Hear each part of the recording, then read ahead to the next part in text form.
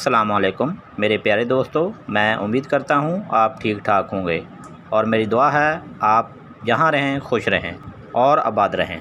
आज मैं आप दोस्तों को बताऊँगा दाढ़ दांत का दर्द ख़त्म करने के लिए एक देसी नुस्खा। ये नुस्खा बहुत ही छोटा सा है। ये सिर्फ 2 चीज़ों पर मुश्तमिल है। ये 2 चीज़ें तकरीबन हर घर में मौजूद होती हैं। इस नुस्खे के इस्तेमाल से दाढ़ का दर्द हो या दांत का दर्द हो, जितना भी शदीद दर्द हो, वो मिनटों में हमेशा के लिए ख़त्म। नुस्खा बताने से पहले जो मेरे नए दोस्त हैं वो मेरे चैनल को सब्सक्राइब करने के लिए नीचे दिए गए सुर्ख रंग के बटन को क्लिक करें और उसके साथ बने हुए बेल आइकॉन को भी दबा दें, ताकि आप लोगों को हमारी हर नई वीडियो की अपडेट मिल जाए और आप हमारी वीडियो को देख सकें। वीडियो को मुकम्मल देखा करें, इससे आपको फ़ायदा होगा।